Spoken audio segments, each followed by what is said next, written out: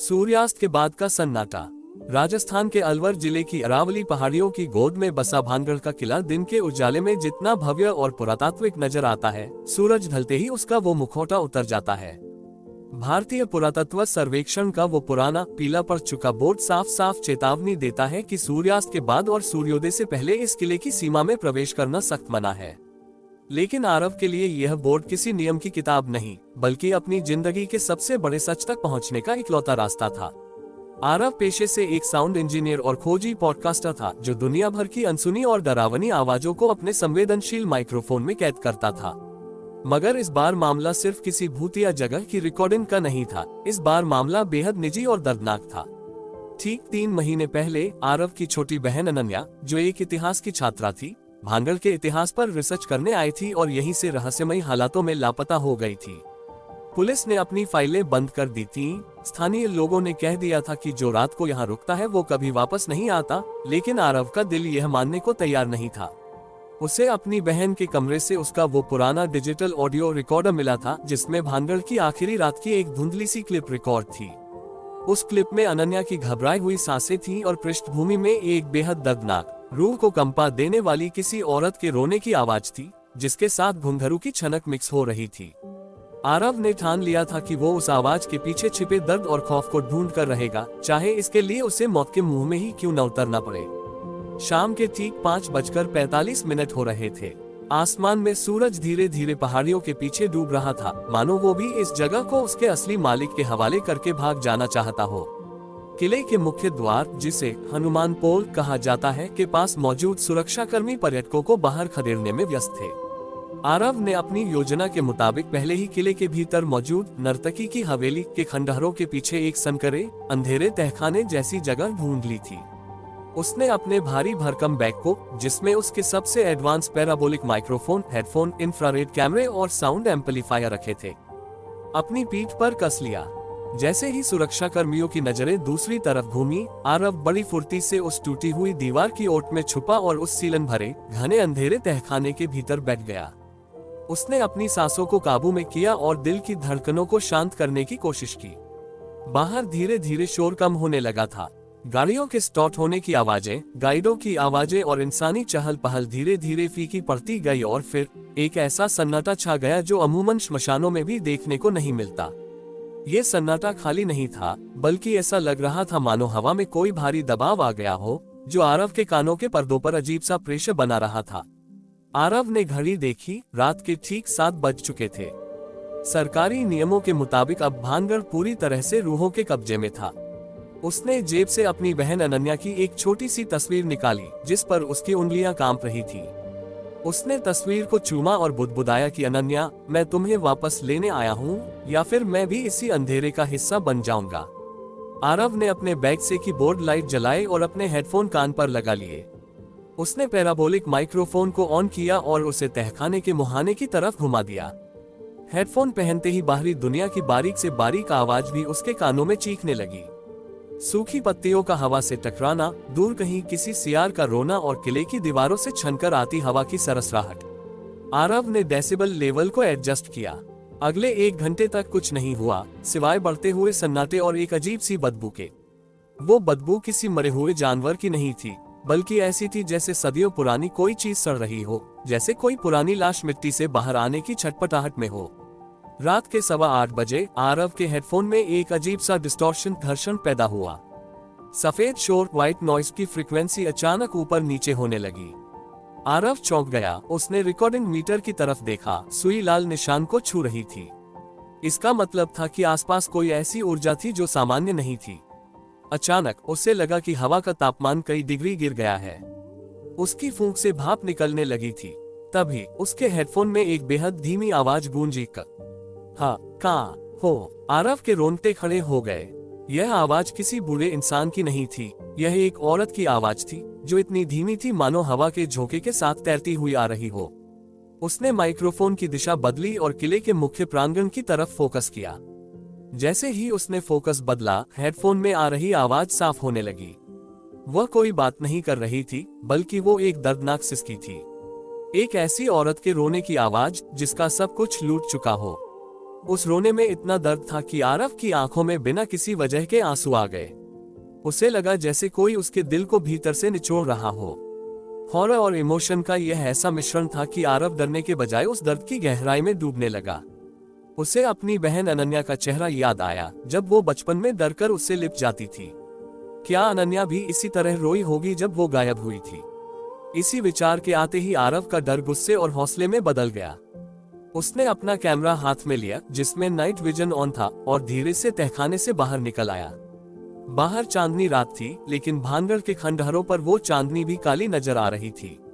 सामने बाजार के खंडहर थे, वो दुकानें जो सदियों पहले गुलजार रही होंगी, जहां कभी इत्र, कपड़े और जेवरात बिकते होंगे, आज वहां सिर्फ पत्थरों के मलबे और काली परछायां थी। आरव दबे पांव आगे बढ़ने लगा। उसके जूतों की आवाज भी उस सन्नाटे में भारी गूंज पैदा कर रही थी। तभी उसे लगा कि कोई फिर ठीक पीछे चल रहा है। जैसे ही वो कदम बढ़ाता, पीछे भी एक कदम की आवाज आती। जब वो रुकता, पीछे वाली आवाज भी थम जाती।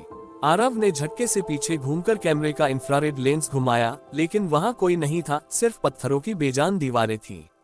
आरव ने गहरी सांस ली और आगे बढ़ा। वो मुख्य महल रॉयल पैलेस की तरफ जा रहा था, जो 4 मंजिला खंडहर के रूप में भूतिया पहाड़ी के नीचे खड़ा था। स्थानीय कहानियों के मुताबिक इसी महल की राजकुमारी रत्नावती की खूबसूरती पर तांत्रिक सिंधु सेवड़ा मोहित हो गया था और उसने राजकुमारी को वश में करने के लिए काले जादू का सहारा लिया था। लेकिन राजकुमारी ने उस इत्र की शीशी को एक चट्टान पर फेंक दिया, जिससे वो चट्टान लुढ़ककर तांत्रिक पर गिर गई। मरते मरते तांत्रिक ने श्राप दिया था कि इस किले के सभी लोग मारे जाएंगे और उनकी आत्माएं हमेशा के लिए यहीं भटकती रहेंगी, उन्हें कभी मुक्ति नहीं मिलेगी। आरव इन कहानियों को सिर्फ लोककथा मानता था, लेकिन आज रात जो माहौल था, वो चीख चीख कर कह रहा था कि इतिहास की कुछ परछायां कभी नहीं मरती। जैसे ही आरव महल की पहली मंजिल की सीढ़ियों पर चढ़ा, उसके हेडफोन में आ रही सिसकियां अचानक बंद हो गईं। पूरे किले में एक ऐसा सन्नाटा छा गया जैसे हवा ने भी बहना बंद कर दिया हो। आरव रुक गया। उसने देखा कि हवा में उड़ती हुई धूल के कण एक जगह स्थिर हो गए थे। फिर अचानक छनक, वह घुंघरू की आवाज थी। एक इकलौती, तीखी और गूंजती हुई आवाज, जिसने आरव के कानों के पर्दों को हिलाकर रख दिया। वह आवाज किसी दूर की जगह से नहीं, बल्कि ठीक उसके ऊपर वाली मंजिल से आई थी। आरव ने अपने कैमरे को ऊपर की तरफ किया। स्क्रीन पर, जो पूरी हरी नाइट विजन ग्रीन दिख रही थी, सीढ़ियों के शीर्ष पर एक काली, घनी परछाई दिखाई दी। वह परछाई इंसानी शक्ल की थी, लेकिन उसका आकार सामान्य से थोड़ा लंबा था। आरव का गला सूख गया। उसने चिल्लाने की कोशिश की, लेकिन उसकी आवाज उसके हलक में ही फंस गई। वो परछाई धीरे धीरे सीढ़ियों से नीचे उतरने लगी। उसके हर कदम के साथ घुंघरू की आवाज नहीं आ रही थी, बल्कि घिसटने की आवाज आ रही थी, जैसे कोई भारी चीज जमीन पर खींची जा रही हो। आरव ने हिम्मत जुटाई और कैमरे को जूम किया। जो उसने देखा, उसने उसके पैरों तले से जमीन खिसका दी। वह कोई परछाई नहीं थी, वो कपड़ों का एक पुराना फटा हुआ हिस्सा था, जो हवा में इस तरह लटक रहा था मानो कोई अदृश्य शरीर उसे पहने हुए हो। और उस कपड़े के निचले हिस्से से खून की बूंदें टपक रही थीं, जो जमीन पर गिरते ही धुएं में बदल जा रही थी। आरव 2 कदम पीछे हटा, उसका पैर एक ढीले पत्थर से टकराया और वो संतुलन खोकर सीढ़ियों से नीचे गिर पड़ा। उसका महंगा माइक्रोफोन दूर जा गिरा और हेडफोन कान से निकल गया। बिना हेडफोन के भी अब उसे वो आवाजें साफ सुनाई दे रही थीं। पूरा भानगढ़ का किला अचानक जिंदा हो गया था। उसे लगा जैसे उसके आसपास सैकड़ों लोग जमा हो गए हैं। बाजार वाले हिस्से से खरीदार और दुकानदारों की फुसफुसाहटें आ रही थीं, महल के भीतर से बर्तनों के टकराने की आवाजें आ रही थीं और कहीं दूर से घोड़ों के टापों की आवाज गूंज रही थी। ये सब इतना डरावना और वास्तविक था कि आरव को लगा कि वो समय के किसी चक्र में फंस गया है। वो उठने की कोशिश कर रहा था, लेकिन उसका दाहिना पैर मुड़ गया था और उसमें असहनीय दर्द हो रहा था। वो घिसटते हुए अपने माइक्रोफोन की तरफ बढ़ा। तभी महल के मुख्य प्रवेश द्वार के भारी लकड़ी के किवाड़, जो बरसों से टूटे पड़े थे, अचानक अपने आप बंद हो गए। एक जोरदार धमाके के साथ पूरा किला दहल उठा। आरव अब पूरी तरह से भीतर कैद हो चुका था। टॉर्च की रोशनी अचानक टिमटिमाने लगी और फिर पूरी तरह बुझ गई। अब आरव के पास सिर्फ उसके कैमरे की छोटी सी स्क्रीन की रोशनी थी। उसने कैमरे को अपने चेहरे के सामने किया और तभी कैमरे की स्क्रीन पर उसके खुद के चेहरे के ठीक पीछे एक चेहरा दिखाई दिया। वह चेहरा आधा झुलसा हुआ था, आंखें पूरी तरह सफेद थी, जिनमें से खून के आंसू बह रहे थे और उसके होंठ हिल रहे थे। वह आरव के कान के बिल्कुल पास आकर फुसफुसाई, तुम भी उसे ढूंढने आए हो। वो तो कब की हमारी तरह तड़प रही है। आरव ने डर के मारे कैमरा हाथ से छोड़ दिया और अंधेरे में अपनी बहन का नाम चिल्लाते हुए बेहोश हो गया। जब आरव की आंखें खुली तो चारों तरफ गहरा सन्नाटा था। उसकी घड़ी में रात के ठीक 12 बज रहे थे। चुड़ैलों का समय, तांत्रिकों का समय, भानगढ़ के असली जागने का समय। आरव का पैर बुरी तरह सूज चुका था, लेकिन अजीब बात यह थी कि उसे अब दर्द का एहसास नहीं हो रहा था, बल्कि एक अजीब सी सुन्नता छा गई थी। उसने अंधेरे में टिटोलकर अपना कैमरा ढूंढा। कैमरा खुशकिस्मती से चालू था। उसने स्क्रीन पर देखा, रिकॉर्डिंग मोड अभी भी ऑन था। आरव ने उस क्लिप को थोड़ा पीछे करके देखने की कोशिश की जो उसने बेहोश होने से पहले रिकॉर्ड की थी। स्क्रीन पर जो नजारा था उसने आरव के दिल की धड़कनें रोक दी। जब वो बेहोश पड़ा था तब कैमरे के लेंस के सामने कई परछाएं आकर गुजरी थी और उन परछाइयों के बीच में एक लड़की खड़ी थी। उसने वही कपड़े पहन रखे थे जो अनन्या ने अपनी आखिरी तस्वीर में पहने थे। अनन्या कैमरे की तरफ देख रही थी। उसकी आंखों में बेतहाशा डर और बेबसी थी। वो अपने हाथ आरव की तरफ बढ़ा रही थी, मानो उसे इस दलदल से बाहर खींचने की भीख मांग रही हो। लेकिन तभी अंधेरे से कई काले हाथ निकले और उन्होंने अनन्या को पीछे की तरफ खींच लिया। अनन्या का वो रोता हुआ चेहरा देखकर आरव का कलेजा फट गया। उसका डर अब पूरी तरह से खत्म हो चुका था। उसकी जगह एक पागलपन ने ले ली थी। वो उठ खड़ा हुआ, अपने घायल पैर की परवाह किए बिना वो चिल्लाया, अनन्या, मैं आ रहा हूँ, तुम्हें यहाँ से लेकर जाऊंगा। आरव ने अपनी टॉर्च को पत्थर पर पटका। वो एक बार फिर जल उठी, हालांकि उसकी रोशनी अब पीली और कमजोर थी। वो महल के सबसे गहरे हिस्से यानी तहखाने के सबसे निचले तल की तरफ बढ़ने लगा, जहां आमतौर पर पर्यटकों का जाना पूरी तरह प्रतिबंधित है और जहां का रास्ता पत्थरों के गिरने से बंद हो चुका था। लेकिन वहां पहुंचकर आरव ने देखा कि वो भारी पत्थर, जिन्हें हटाने के लिए क्रेन की जरूरत पड़ती, एक तरफ हटे हुए थे, मानो किसी ने आरव के लिए रास्ता खुद साफ किया हो। उस संकीर्ण रास्ते से नीचे उतरते ही हवा इतनी ठंडी हो गई कि आरव के मुंह से निकलने वाली भाप अब जमने लगी थी। दीवारों पर अजीब तरह के तांत्रिक चिन्ह बने हुए थे, जो ताजे खून से लिखे प्रतीत हो रहे थे। जैसे जैसे वो नीचे जा रहा था, उसे एक धीमी, सुरीली लेकिन बेहद डरावनी लोरी सुनाई देने लगी। कोई औरत बहुत ही प्यार से लेकिन रोते हुए किसी बच्चे को सुलाने की लोरी गा रही थी। वह आवाज इतनी सम्मोहक थी कि आरव के कदम अपने आप उस तरफ खींचे चले जा रहे थे। वो एक बड़े गोल कमरे में पहुंचा जो कभी तांत्रिक सिंधु सेवड़ा की साधना स्थली रहा होगा। कमरे के बीचों बीच एक पुराना टूटा हुआ इत्र का पात्र रखा था, जिससे आज भी वही तीखी नशीली खुशबू आ रही थी जिसने आरव का सिर चकरा दिया। तभी कमरे के चारों कोनों से मशालें अपने आप जल उठी। उन मशालों की हरी आग की रोशनी में आरव ने देखा कि सामने एक ऊंचे पत्थर के आसन पर कोई बैठा था। वो वही आकृति थी जिसका आधा चेहरा झुलसा हुआ था, लेकिन अब वो साफ दिखाई दे रही थी। उसने राजसी वस्त्र पहने थे जो फटे और सड़े हुए थे। वह राजकुमारी रत्नावती की आत्मा थी या फिर उस तांत्रिक का कोई भयानक भ्रम, ये कहना मुश्किल था। आरव ने अपनी टॉर्च उस आकृति पर टिकाई। उस आकृति ने अपनी सफेद बिना पुतली वाली आंखें आरव पर गड़ा दी।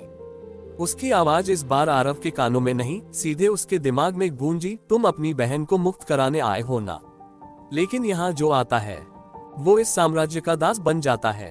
तुम्हारी बहन ने भी हमारे इतिहास को छूने की जुर्रत की थी, अब वो इस महल की दीवारों की नींव में कैद है। ये सुनते ही आरव की आंखों से आंसू बहने लगे। उसने रोते हुए कहा, उसने तुम्हारा क्या बिगाड़ा था? वो तो सिर्फ सच जानना चाहती थी। तुम्हें अगर कोई चाहिए तो मुझे रख लो, मेरी आत्मा ले लो, लेकिन मेरी बहन को छोड़ दो। आरव की इस बात पर वो रूह जोर से हंसी। उसकी हंसी इतनी भयानक थी कि कमरे की छत से पत्थर टूटकर गिरने लगे। सौदा, एक अदना सा इंसान मुझसे सौदा करेगा, उस रूह ने चिल्लाकर कहा। तभी उस कमरे की एक दीवार धीरे धीरे पारदर्शी होने लगी। आरव ने फटी आंखों से देखा कि उस दीवार के भीतर पत्थरों के बीच अनन्या का शरीर जकड़ा हुआ था। उसकी आंखें बंद थीं, लेकिन उसके चेहरे पर अभी भी आंसू सूखने के निशान थे। वो जिंदा थी या मर चुकी थी, आरव समझ नहीं पा रहा था। आरव दीवार की तरफ भागा और अपने हाथों से पत्थरों को स्क्रैच करने लगा। उसके नाखूनों से खून निकलने लगा, लेकिन वो पागलों की तरह पत्थरों को पीटता रहा। अनन्या, आंखें खोलो, भाई आया है। तभी राजकुमारी की रूह उसके पीछे आकर खड़ी हो गई। उसने अपना ठंडा सर चुका हाथ आरव के कंधे पर रखा। आरव को ऐसा लगा जैसे उसकी रीढ़ की हड्डी में बर्फ पिघल रही हो। रूह ने कहा, अगर तुम इसे बचाना चाहते हो तो तुम्हें इस किले का वो आखिरी राज ढूंढना होगा जो इस तांत्रिक के श्राप को तोड़ सके। तुम्हारे पास सिर्फ 3 रातें हैं। अगर तीसरी रात की सुबह होने तक तुमने वो राज नहीं ढूंढा तो तुम और तुम्हारी बहन दोनों हमेशा के लिए इस भानगढ़ के खंडहरों में भटकते रहेंगे। इसके साथ ही एक तेज धमाका हुआ, सारी मशालें बुझ गईं और आरव को लगा कि वो किसी गहरी खाई में गिर रहा है। अगले एपिसोड में हम देखेंगे कि क्या आरव उस पहले राज को ढूंढ पाता है या भानगढ़ का खौफ उसे अपनी पहली बलि बना लेता है।